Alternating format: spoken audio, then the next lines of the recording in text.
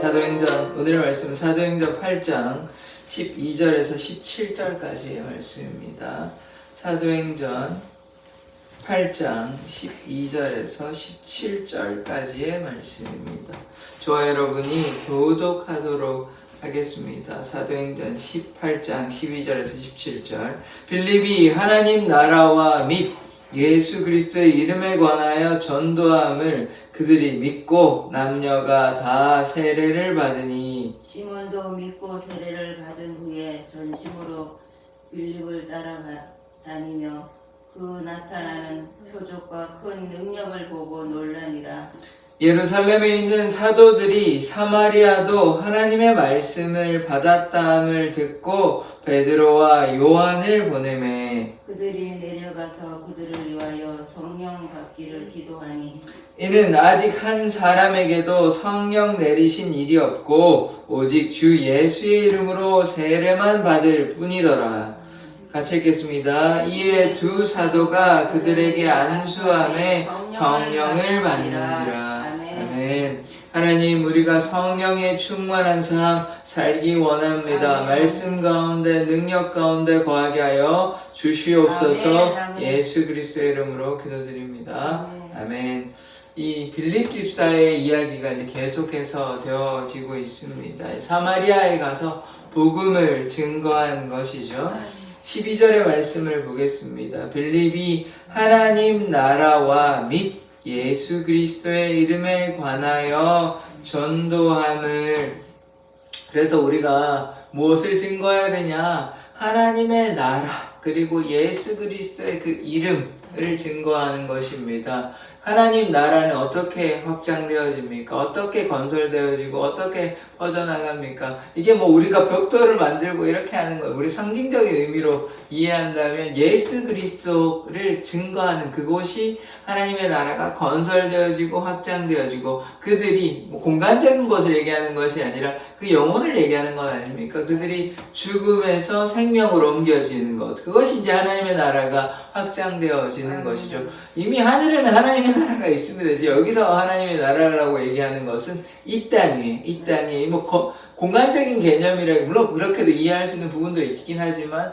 우리의 하나님의 사람들이 이제 생겨나는 것, 죽음에서 생명으로 옮겨져서 그들이 예수 그리스도로 말미암아 변화된 삶을 살아가는 것이 이 땅에 하나님의 나라가 건설되어지고 확장되어지는 것이죠. 또한 예수 그리스도를 영접해야 되는 것 아닙니까? 하나님의 나라가 어떻게 그냥 되는 것이 아니라 예수 그리스도의 이름이 퍼져나가는 곳에 예수의 이름을 받고 예수 그리스도를 영접하는 그곳이 하나님의 나라, 그리스도의 나라가 되는 것이죠. 그러므로 우리가 그들을 향해서 안타까워하고 복음을 증거해야 됩니다. 이 빌립 집사님이 이렇게 복음을 증거함으로 말미암아 그들의 삶이 변화된 것이잖아요. 사마리아는 하나님의 그 사랑을 지금 온전히 깨닫지 못했다고 우리가 볼 수 있는 것입니다. 왜냐하면 역사적으로 좀 소외된 땅이거든요. 원래 사마리아는 북이스라엘의 수도이기도 했고 예전에는. 그런데 왜 소외되었냐? 이제 일찍 좀 망함으로써 말미암아 북이스라엘 아수르에서 망했는데 다른 민족과 좀 혼합되었거든요. 그래서 이 시대, 예수님 시대에는 어떻냐면, 그 전부터 조금 그랬겠지만 좀 차별을 했습니다. 이제 순수한 우리 이스라엘 민족이 아니라 너네는 이제 혼합되었기 때문에 좀 차별하고 유대인들이 좀 멸시하고 이런 경향이 있었거든요. 그래서 뭐 사마리아 여인, 그 수가성의 사마리아인들 왜 여기 오냐고 이렇게 조금 다르게 이제 이해하는, 그렇게, 물론 예수님은 다 사랑하시니까 당연히 거기를 가셔야죠. 그런데 유대인들은 사마리아를 조금 차별하고 이랬기 때문에 복음이 아무래도 증거되기가 힘들었으나, 그러나 이제 하나님의 사람들은 다른 것이죠. 그게 뭐 이방인이나 또 조금 사마리아인이나 이런 차별이 사실 같은 민족인데 조금 혼합되었기 때문에 조금 그런 차별하는 거 있었지만, 우리 빌립 집사님은 사마리아 성에 가서 복음을 증거하는 것입니다. 그래서 무엇을 기억해야 되냐? 복음에는 차별이 없다.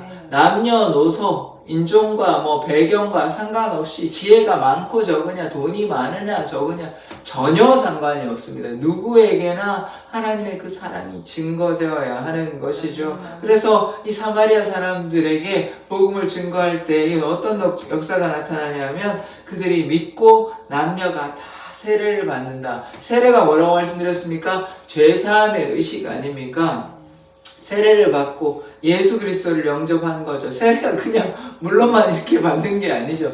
예수의 이름으로 세례를 받는 것 아닙니까? 그래서 그들이 변화되어서 하나님께 나오는, 그리스도께 나오는 놀라운 역사가 지금 나타나는 것이죠. 그런데 우리가 기억해야 되는 것은, 물론 하나님께서 초자연적인 방식으로 이제 나중에 이제 사도 바울을 통해서 이렇게 역사하시는 것도 뭐 꿈을 환상을 통해서 이렇게 보여주시기도 하시지만, 대부분은 어떻게 하나님께서 역사하시냐면 사람을 통해서 역사하십니다. 사람을 통해서. 지금 오늘 누구를 통해서 역사하십니까?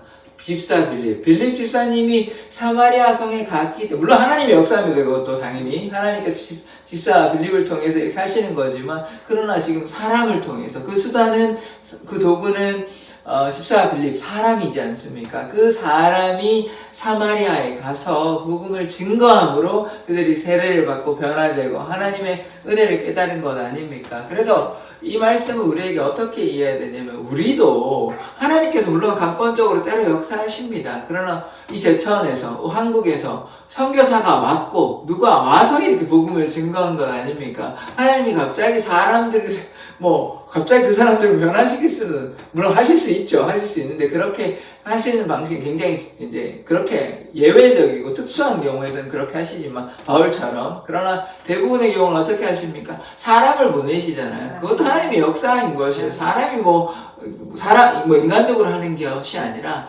하나님께서 그 사람을 보내서 사마리아를 변화시키는 것이죠. 그래서 예루살렘과 사마리아와 온 유대와, 그래서 복음 그 명령 따라, 예수님의 그 명령 따라 사마리아를 갔더니, 순종했더니 지금 어떤 역사가 나타납니까? 변화되잖아요. 그분들이. 어둠에 있던 사람들이, 사망에 있던 사람들이, 예수를 몰랐던 사람들이, 혹은 예수를 부인했던 사람들이 어떻게 됐습니까? 예수님을 믿고 세례를 받게 되는 것 아닙니까? 이 놀라운 역사가 나타나는 것이에요. 그러니까 우리가 두 가지를 봐야 되는데, 하나님께서 하나님의 사람, 성령 충만한 사람을 통해서 역사하시고, 그 사람이 할 때에 복음의 역사가 나타난다는 것이죠.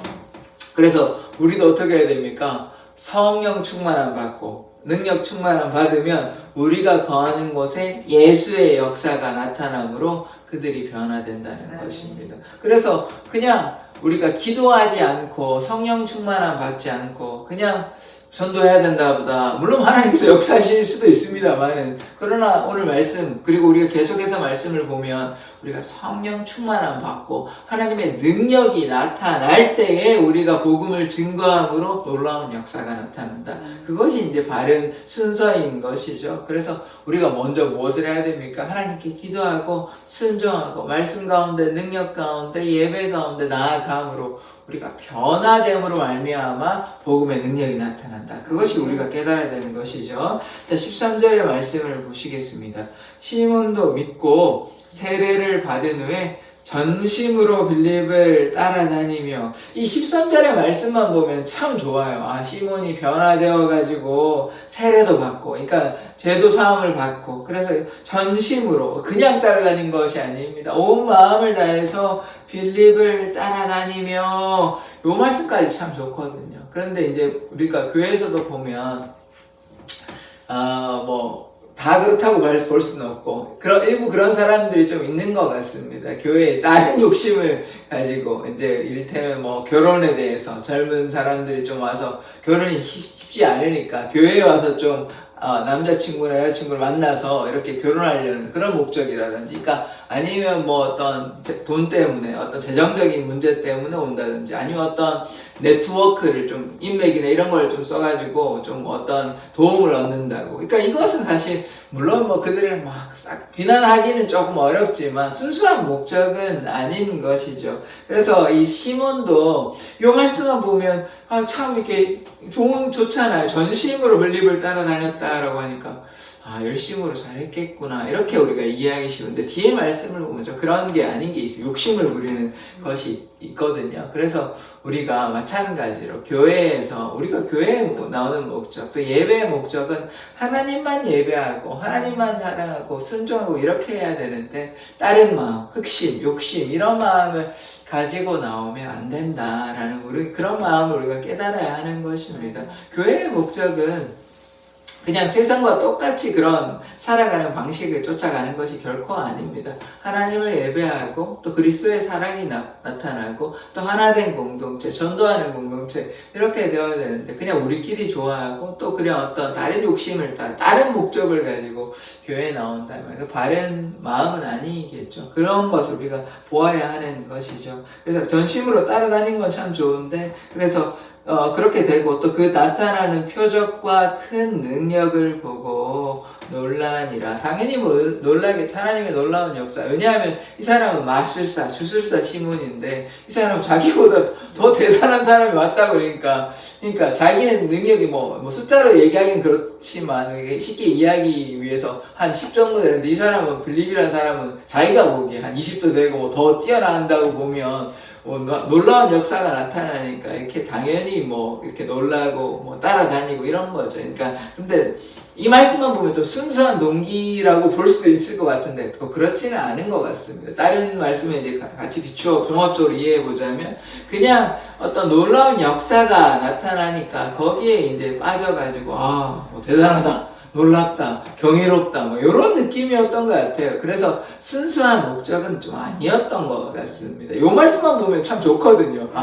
이제 수사 시몬이 좀 다 벗어버리고 세례를 받고 변화되어서 예수님 향해서 잘 이제 따라갔다. 이렇게 이제 말씀이 이제 맺어지면 참 좋은데, 그렇지가 않아요. 그렇지가 않고, 돈으로 성령을 살려고 이렇게 하는 게 뒤에 나오거든요. 그러니까 그런 걸 봤을 때는 순수한, 요렇게 됐다가 변화됐다, 요렇게 보기도 좀 힘들 것 같고요. 아마도 요런 마음이 좀 순수하지는 못했다, 요렇게 보는 게 더 맞는 것 같습니다.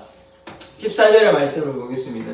예루살렘에 있는 사도들이 사마리아도 하나님의 말씀을 받았다함을 듣고 베드로와 요한을 보내매, 이 예루살렘에 있는 교회의 이 사도들, 주로 사도들만 하고 몇 사람들 없었을 것입니다. 왜냐하면 스데반의 박해로 다 흩어졌거든요. 이제 예루살렘 교회죠. 이 사도들이 지금 어떤 소식을 듣냐면 사마리아도 하나님의 말씀을 들었다 한 소식을 듣는 것이, 아마 이 성경에 이렇게 표현되진 않았지만 아마 기쁘셨을 겁니다. 예루살렘 교회가 기뻤을 것입니다. 기쁘고 감사한 일이죠. 그래서 어떻게 이제 결의를 하냐면, 어떻게 이제 약속을 하냐면 베드로와 요한을 보내야 되겠다, 이런 생각을 하는 것이죠. 그 보내는 이유가 이제 나타나는데 15절에 보시면 이렇게 나와 있어요.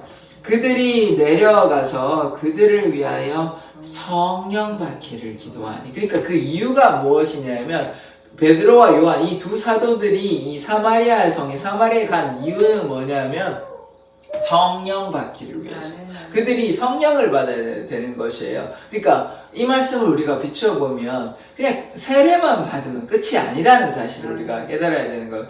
물론 세례가 제3이고 세례가 다른 분들은 이렇게 세례 받는 게 이미 성령의 역사다 이렇게 보지만, 좀 구분해서 우리가 오늘 말씀에 비추어서 구분해서 이해를 하자면, 세례 받았잖아요. 사람들이 세례 받았다. 그럼 끝나는 거잖아요. 근데 그게 아니기 때문에 사도들이 간 거 아닙니까? 그래서 이 말씀대로 우리가 항상 말씀의 기준으로 우리가 보아야 되거든요. 우리의 생각대로 하는 것이 아니라 말씀은 어떻게 이해하고 있냐, 말하고 있냐, 그것을 봤을 때 말씀을 기준으로 본다면 세례만으로는 충분치 않구나. 그러니까 어떻게 해야 되냐? 성령의 역사가 나타나야 된다. 성령을 받아야 된다. 이것이 중요한 것이죠. 물론 세례 의미를 좀 확장시키면 성령이 아니고서는 예수를 주라 증거할 수 없기 때문에, 그래서 세례를 받는다는 의미는 다른 말로 성령을 받는다 이렇게 볼 수도 있는 부분도 있습니다. 그러나 오늘 말씀은 세례를 받았잖아요. 사마리아 사람들이, 백성들이 세례를 받았잖아요. 그럼 끝난 거 아닙니까?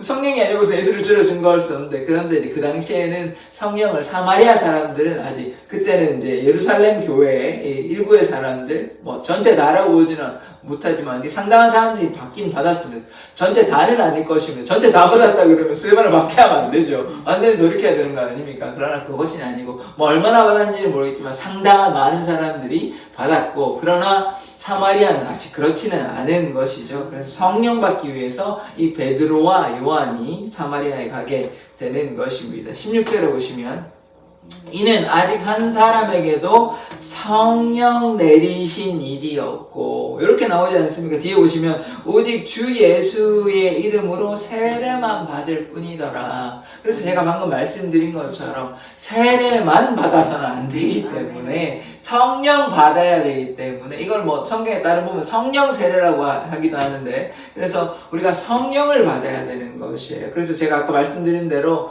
성령이 아니고서는 예수를 주라 증거할 수 없는 것입니다. 물론 세례가 귀한 의식입니다.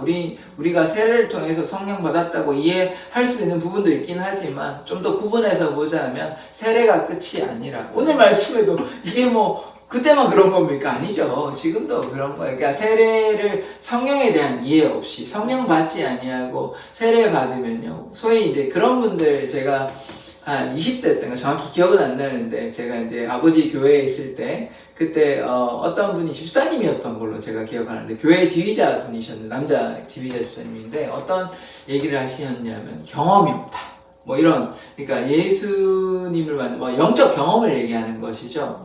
그래서 그게 없다 보니까 신앙생활을 하는데, 세례 받으셨잖아요. 집사님이잖아요.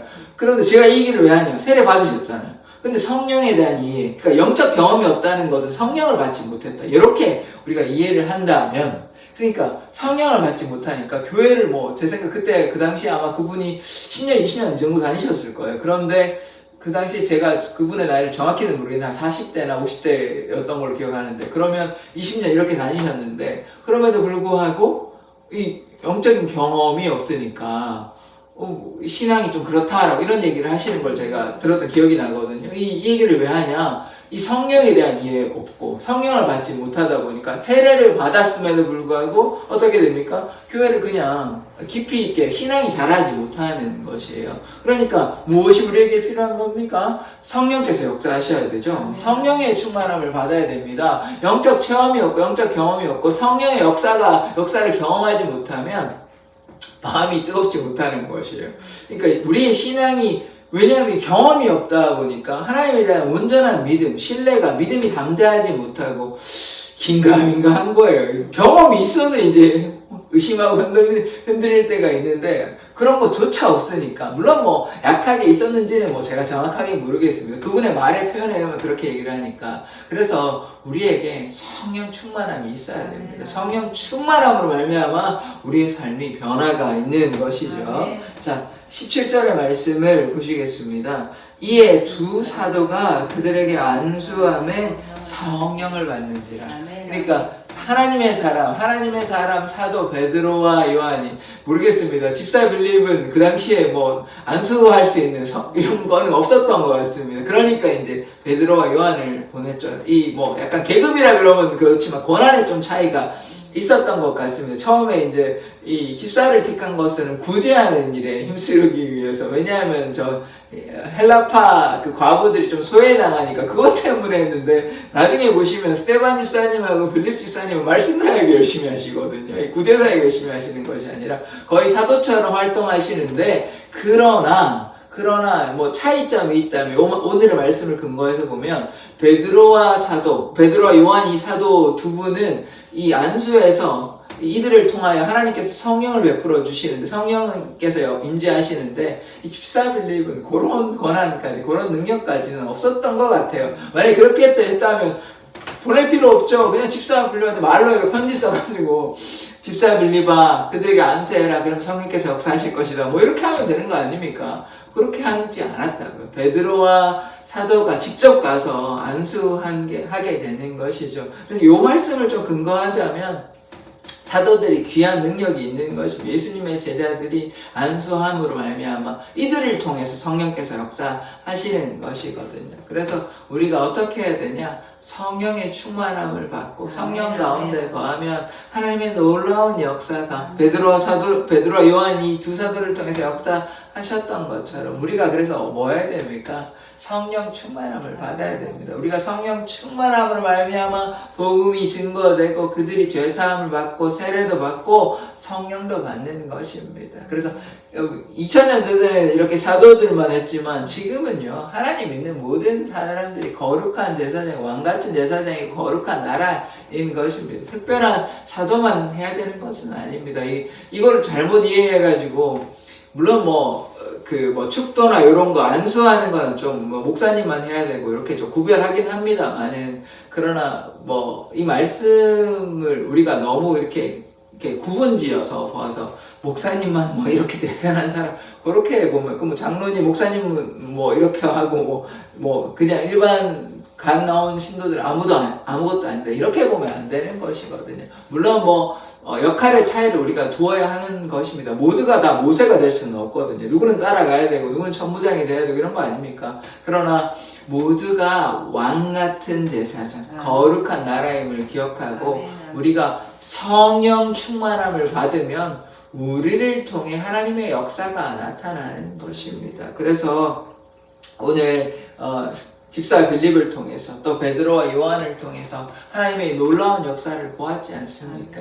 이 제천 지역 가운데 이 제천 하소로에 특별히 우리 사랑의 교회를 세워주셨고 지금 복음의 역사, 성령의 역사가 나타나고 있지 않습니까? 그래서 우리가 함께 모여 성령 충만함 받고 하나님의 은혜 가운데 거할 때 이 사람을 통하여 하나님의 사람, 성령의 사람을 통하여 하나님의 놀라운 역사가 나타나는 것처럼 우리 사랑의 교회도 우리가 더 많은 사람들 함께 모여 기도하고 합심해서 기도해야 되거든요. 사실 한두 사람, 두세 사람이 오는 것이 아니라 더 많은 사람들이 교회를 위해서, 이 교회를 위한 것은 사랑의 교회만을 위한 것을 얘기하는 것이 아니잖아요. 하나님의 나라를 위한 것 아닙니까? 그리스도의 나라, 예수의 나라를 위해서 우리가 함께 합심해서 기도하는 것이기 때문에 물론 두세 사람이 모인 것을 하나님께서 함께 역사하시지만 더 많은 영혼들이라면 하나님이 더 기뻐하시겠죠. 왜냐하면 전심 하나님을 향해 나아가는 것 아닙니까? 그래서 우리가 더 많은 사람들이 모여서 기도함으로 하나님의 놀라운 역사가 우리 사랑의 교회를 통해 나타날 줄 믿습니다.